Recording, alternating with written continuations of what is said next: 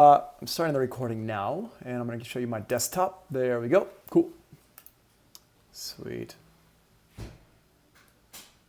Okay, so what we're going to do is we are going to talk about song structure. And before we start talking about song structure, I want to get some ideas from y'all and get y'all talking a little bit about what are the different parts of a song. So this is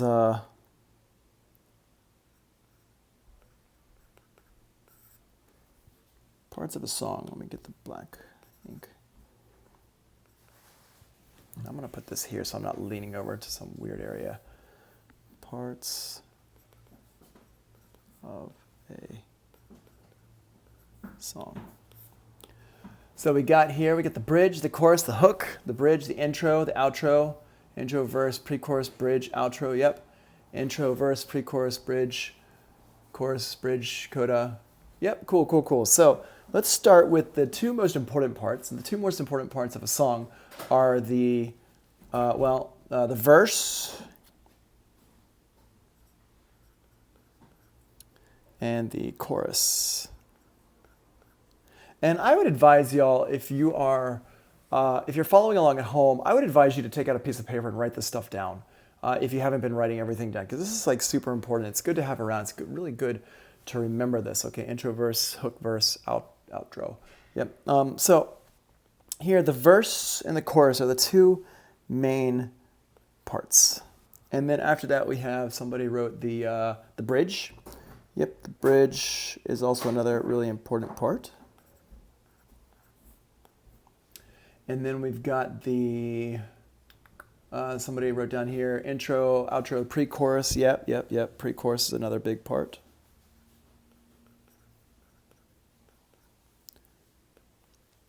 And you got the intro, and you got the outro.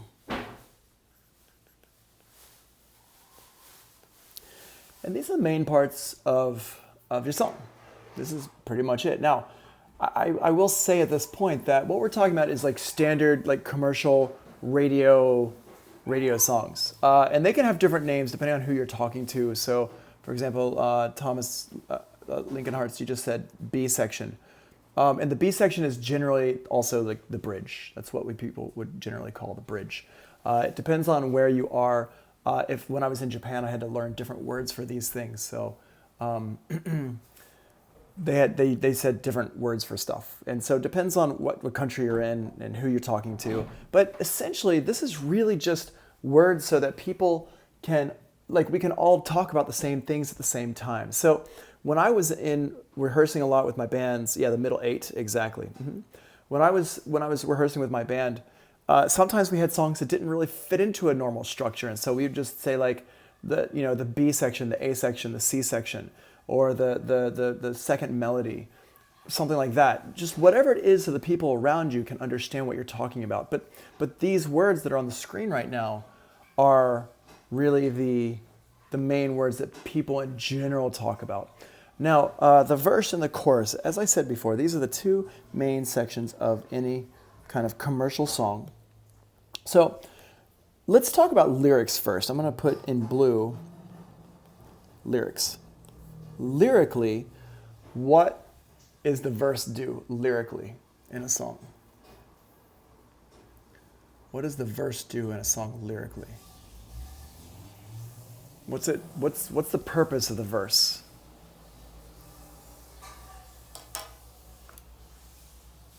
Tells the story. Exactly. Thank you, Lewis.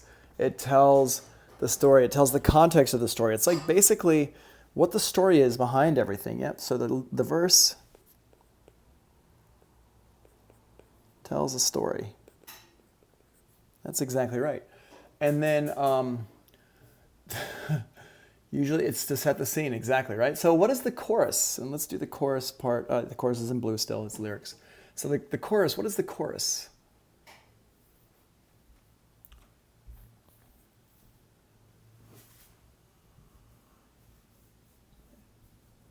What is the chorus?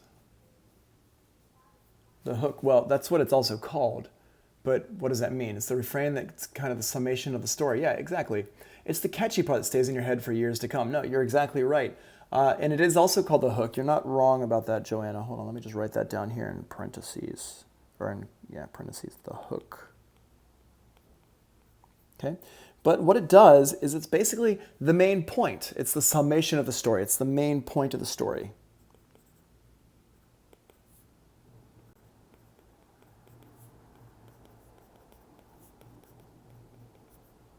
So if you're like, if you are talking about a song from like the 80s, usually it's like a love song with a boy and a girl, and then it talks about like, oh, we're halfway there, oh, living on a prayer, something like that, right? And then if you're like modern, you're talking about like, yo, I got that girl in my bedroom, whatever, boop-a-doop-boop, stuff like that. Like the points have changed over the years quite a bit. But it's basically, it's the super catchy part, it's the main point. What about the bridge? What does the bridge do lyrically? What are we doing with the bridge?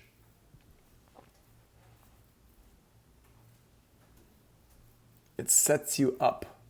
Well, okay, this is going to be interesting because a lot of people actually are very confused about what the bridge actually is in a song.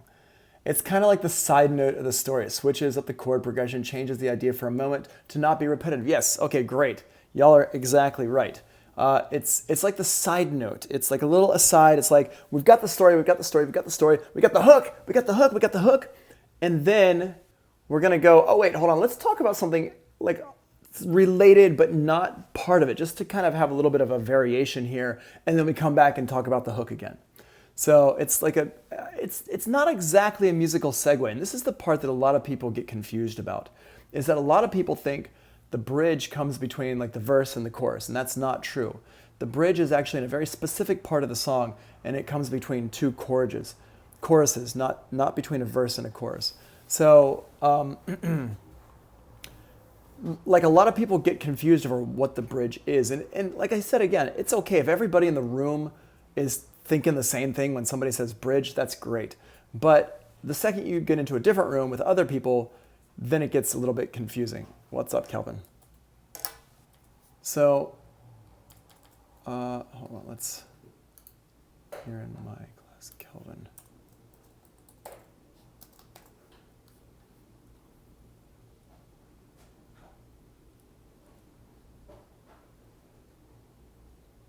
Kelvin, make sure you check out today, dude, because you weren't around at the end of class yesterday, and you didn't check out. So make sure you check out at the end of class today.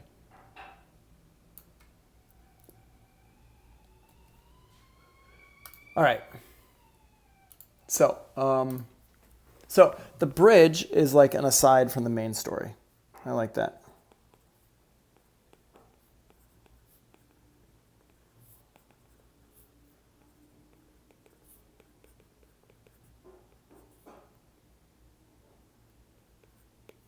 Okay. All right, so it's an aside from the main story. Now, yeah, kind of like an asterisk. All right, so then we got the pre-chorus, and the pre-chorus is like, also, not every song has a pre-chorus, but when they do, it's pretty important.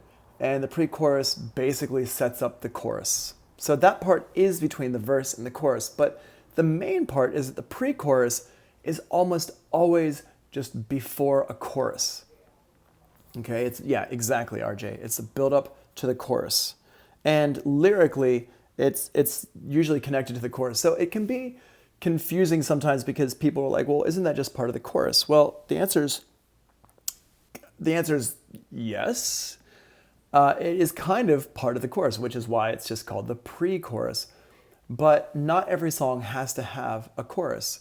And so you can tell if it's a pre-chorus because it's shorter than the chorus. It's also a slightly different melody, and it happens every single time the chorus happens. So the chorus might be a hook like, go, go, I'm jumping in the club, I'm jumping in the club, I'm jumping in the club. And then the pre-chorus might be like, we stood up off the ground and we were jumping in the club, I'm jumping in the club, I'm jumping in the club, something like that.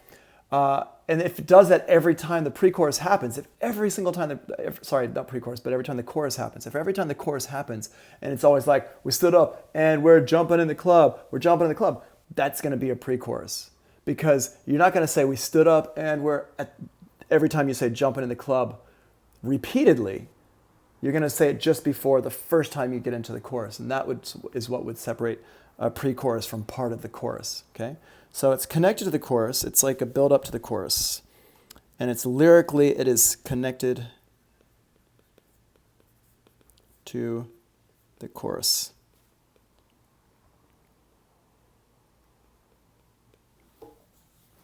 How about an intro and an outro? These two are basically very similar in what they can encompass. What would an intro and an outro entail? And I'm sorry, I'm not going to keep switching my screen around today, so you're going to have to listen to me drink water.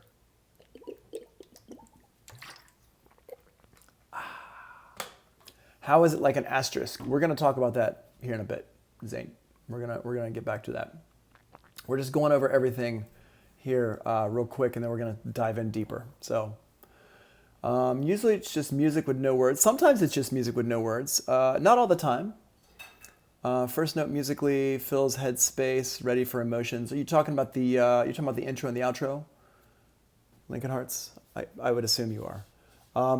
So Darko, the bridge is like an asterisk in a story where an asterisk shows a notation or alternative text. Yes, okay. So essentially the intro and the outro can be anything you want. It actually doesn't even have to necessarily relate to the story. Like lyrically, it usually does. It's like an introduction to what we're about to talk, but it sets it up, gets their attention. A lot of times it's just music, but it doesn't have to be music, only music. It can also be lyrics. So lyrically, remember we're still talking about lyrically here. Lyrically, it's a setup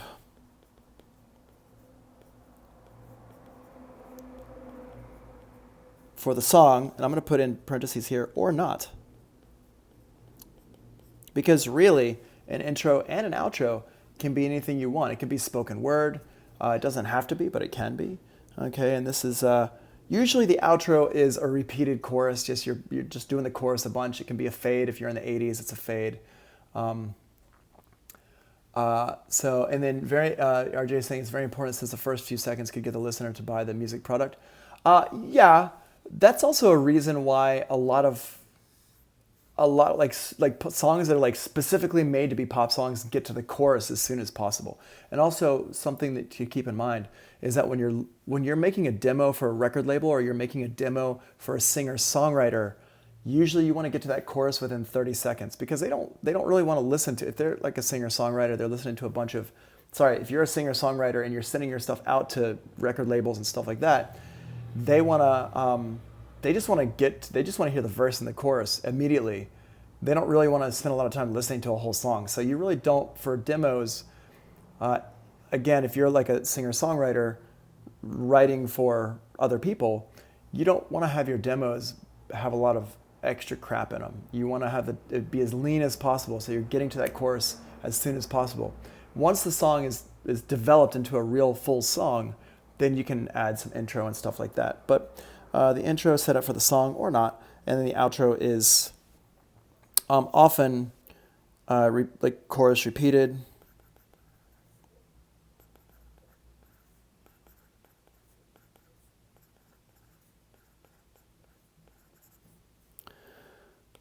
Or it can be other stuff.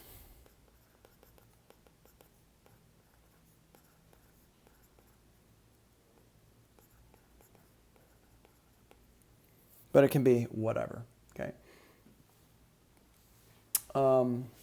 Yeah, and that's why they oftentimes make it a variation of the chorus or something like that. That's especially in the 80s and stuff, it was a lot, but it still is today even. Okay, let's talk about musically. So we got the blue for the lyrics. Let's get a purple for the music. So musically, what does the verse do? What's going on with the verse?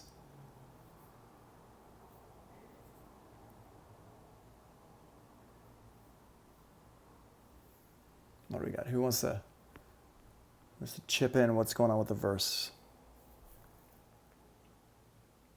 Sorry, I'm looking over here to the side because this is where my computer monitor is.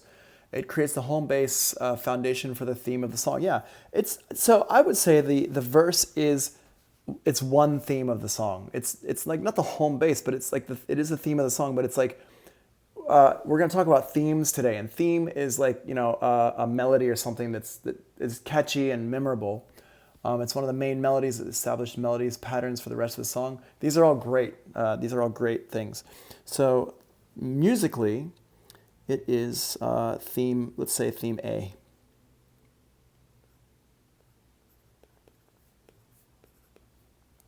A of the song.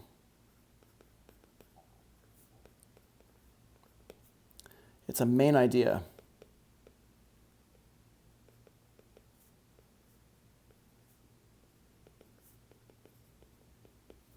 It's a main idea of it. Learn sonata form of goodness. Right. So it's a theme A of the song. It's a main idea. It's a motif. Right. No, these are all good things. Okay. And then the chorus. It's whatever you want to say about the subject. It's like whatever. Yeah. Well, you're talking, Joanna. You're talking lyrically, or is that musically? And then what about the chorus? The main point of the story. How about musically? What is it? Oh, you're talking lyrically. Okay. Yeah. The main point of the story, musically. That was a weird sound.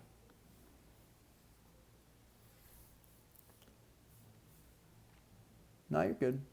Like the summation and the lyrics, it's a high point musically in the song. Yes. So let's call this theme B.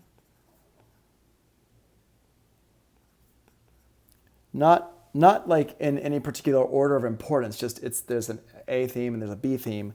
And this is probably the most memorable musical material.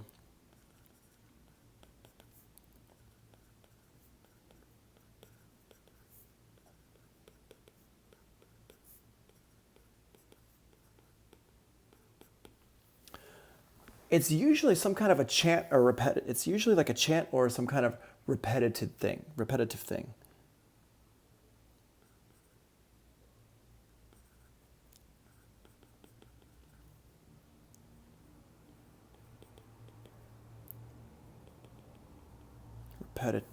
repetitive. Am I spelling that right? Repete.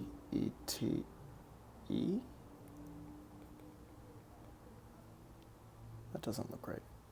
I'm going to go with I.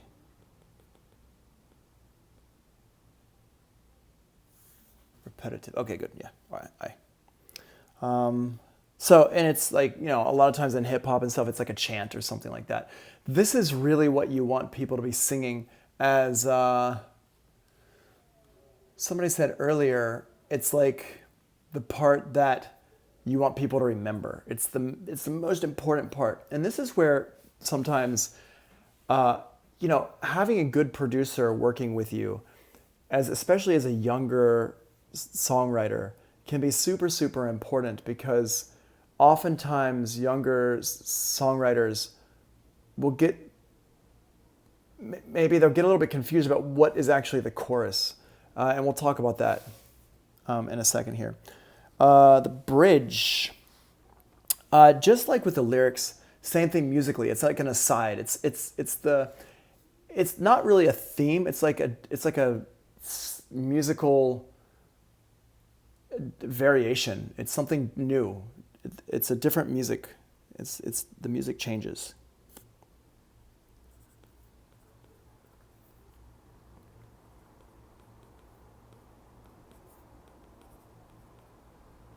And it's usually only heard that one time.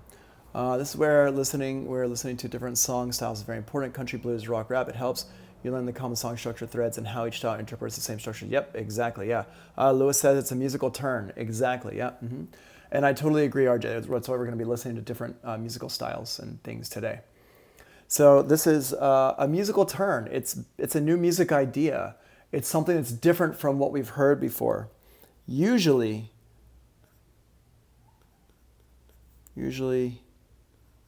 very different from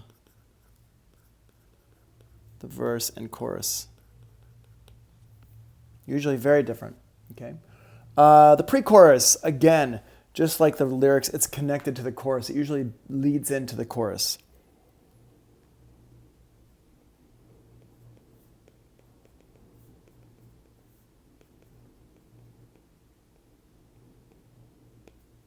And the intro and the outro can be like different material. They don't even have to be like, they can be connected to the song. They don't have to be connected to the song.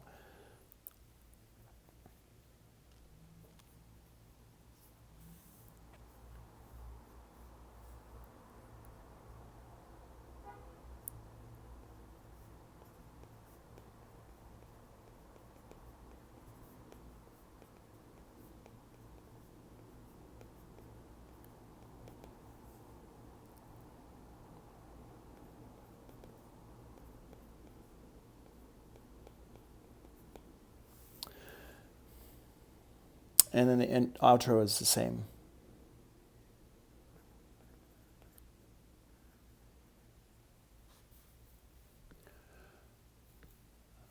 Yeah, I love it when the outros are different from the intros or even the preview. Yeah, I've got an example of a song like that we're going to talk about today. That's very like that. It's like, is it an outro? And then there's also other stuff too. There's other, like when we start talking about classical music and stuff, there's the coda. There's like all these different things. I mean, the chorus in classical music, I think, is usually called the refrain or something like that, or is that, I'm thinking church music. And RJ, what would you say is a coda, or Lewis or somebody? What would y'all say is a coda? Since we're just talking about different parts of songs.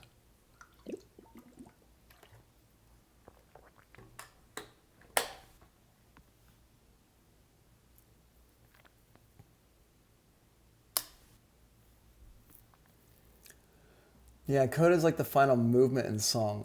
I'm always get a little bit confused though. Does the coda necessarily have parts from the rest of the song or not really? Leading to the end or finale, yeah.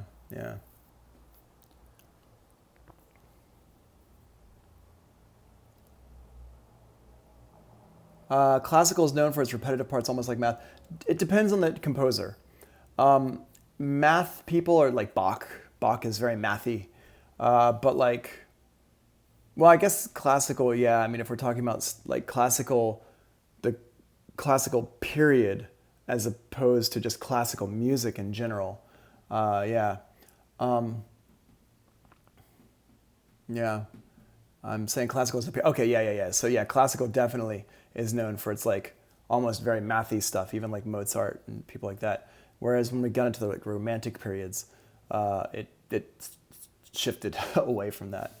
But yeah, like I have friends who are like computer programmers and stuff, and they love Bach because it's super mathy. All right. Signal to return to, and the music. Okay, cool. Yeah, I always get confused about the coda because I don't really deal with codas very much anymore. So, all right. So here's our parts of the song like this, and the way these are usually set up for us are song structure.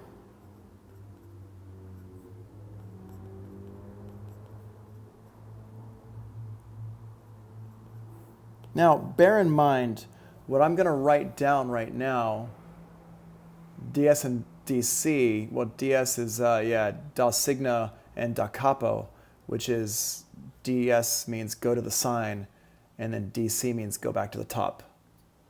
But I feel like, and there's also like a coda that's like a separate thing. But let's come back to that. Let's not talk about that right now, because that's like doesn't connect to pop music. So the song structure, what we're going to talk about now, I just want to make sure that you understand that what we're talking about now actually is not it's not set in stone, and we're every song can be different, but enough songs follow this structure that it is worth studying and it is worth understanding, because, and you're gonna see this here, is that what's interesting is that even bands and artists that are super artistic and you're like, wow, that person's like a real artist and everything they make is art.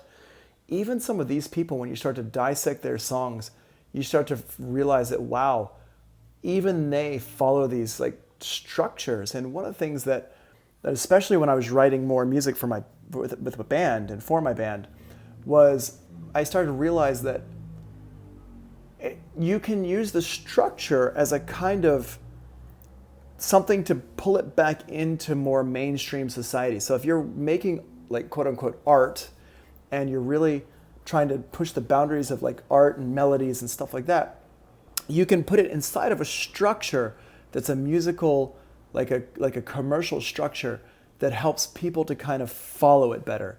And so it's like you don't have to always reinvent the wheel. If you want to make something crazy and outlandish, you could still put it on four wheels and call it a car. And people would be like, well, yeah, I see how it's a car because you can ride in it, you can drive it. But if you look at like, I don't know if anybody's been to Burning Man, but like Burning Man, it's crazy, but they're still called, they have these like crazy vehicles that ride around in the desert. They're still called art cars. But it's art, but it's driving around on four wheels, so it's still a car. And if you want to sell your music, if you want your music to make actual money that you can live off of, you do need to keep an eye on kind of commercial trends. Let's see here. Lincoln Hart says either follow a style or change it up to be unique. Yeah, exactly. And so we're gonna talk about that. But the main structure, one of the main structures, if we're using all these pieces we just talked about, we'd start off with an intro, and then we go to a verse, we go to a pre-chorus, and then we go to a chorus. We go to maybe another verse, or maybe there's an instrumental part in here, but let's just call it a verse for now. And then go back to a pre-chorus, and then go to a chorus. And then from here, we go to a bridge, and then back to a pre-chorus, and then the chorus. And then if there is an outro, this is where the outro would be. Boom. So it's the verse into the introduction into the verse, into the pre-chorus, and the chorus, into the verse again, pre-chorus, chorus, bridge, pre-chorus, chorus, outro, and that's it. And if you look at this, and if you dissect this and kind of take it apart, what you've got is you've got your, let's use pinkish. You've got your theme A, you've got your theme B, and then you've got your theme C, which is not really a theme, but it's just another part here. So you've got this stuff here. So really, if you think about it, all you're writing is three main parts of music. And then if you want to have a pre-chorus, because you don't have to have a pre-chorus, you could have a song that looks like this: verse, chorus, verse, chorus, bridge, chorus, and done. You could have that as a song, and it's totally legitimate. It's a totally legitimate song. But when you're writing music, a lot of people, that's like, well, not necessarily. It's not always like a 5-minute song. You're talking about the first one, right? That's not necessarily a 5-minute song. It's actually pretty incredible how quickly you can bounce around with these things. Like a lot of Beatles songs are like 2.5 to 3 minutes, and a lot of them have all these parts, and it's like it depends on the tempo, right? It depends on a lot of things. But it's interesting that you can have just a little bit going on, but it's still a very engaging song. Like you don't need to have all these different parts to make it a masterpiece of a song. It just has to be a really nice melody and some really nice chord changes and something interesting lyrically. So it's not, you wish some of their songs were a bit longer. I mean, okay. Everyone's entitled to their wishes. I kind of like it because it shows me that you can have, it's like, I like the beauty of the simplicity. Oh yeah, that's the 10-minute full first take of Revolution. That's funny. Yeah, we were talking about that the other day. I mean, there's some songs that I love, but I'm a big fan of Radiohead. And Radiohead has really, really long songs, but then they don't always have to be so long necessarily. But lyrically it works, and it's great songwriters are great songwriters.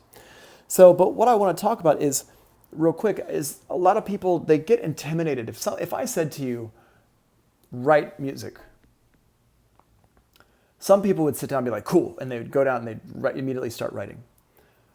But some people might be a little bit intimidated. It's like if I said, draw me a picture, and you're looking at a blank piece of paper like this, and you're looking, yeah, no worries, Lincoln Hearts. You're looking at a piece of paper, and I'm just like, draw me a picture.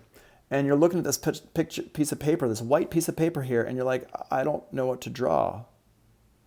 And if I said to you, okay, draw me a picture of a house, and you'd be like, oh, okay, cool. Well, here's a house. There we go. It's got a chimney here, and there's a front door, and there's some windows. There's maybe a second floor.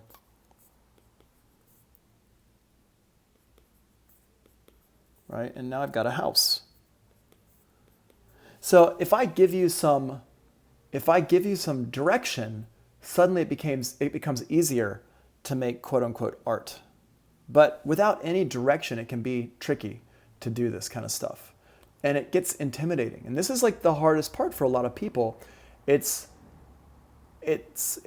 becomes intimidating. It's like this whole the writer's block comes from this idea of, not actually getting started, not know how to start. And so this is where I love having this idea of a song structure in here, because suddenly it's not like, okay, sit down and write 3 minutes of brand new music. It's like, okay, write me something that's only, like, write me 30 seconds of music or 45 seconds of music, which sounds a lot less intimidating than write 3 minutes of music or 4 minutes of music. But really, when you look at it, this whole area here, all this stuff, is really only about 45 seconds of music, maybe less.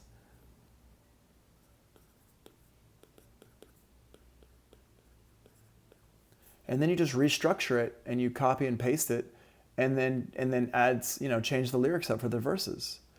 And that's, once you start to realize that, it's like it becomes much easier. Well, it's like TV show things. It's like anything, all modern movies. It's like now when I watch movies, I'm constantly thinking about the beats of a movie and the different sections of the movie. Okay, now we're in the first act, and now we're in the second act, and now we're in the third act.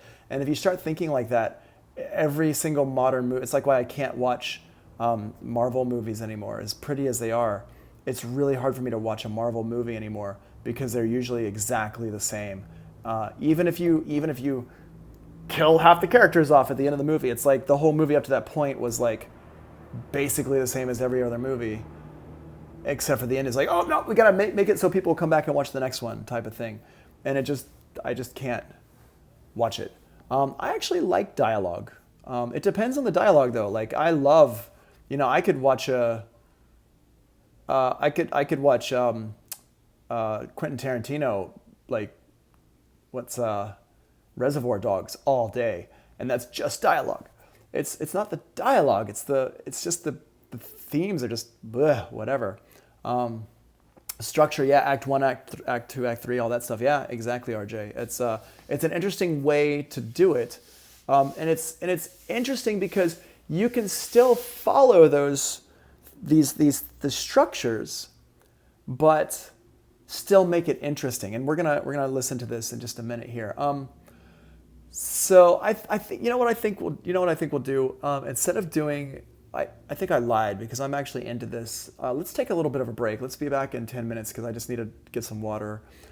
And let's talk about this stuff all for the first half of class, and the second half of class. Well, we're gonna come back to it. We're gonna come back to this stuff. But let's go ahead and take a break now, and come back and continue talking about song structure after the break. And then what we'll do is we'll go until 4 o'clock, and then I'll let you go into your groups and work on your songs with this kind of stuff in mind. Does that sound good? We're not done talking about this. It's just a matter of, I think I'd rather keep going since we're on kind of a roll here, and take the break now. Oh, what's up, John? Take the break now, and then we'll do the break up into the groups at 4 o'clock. Does that sound good?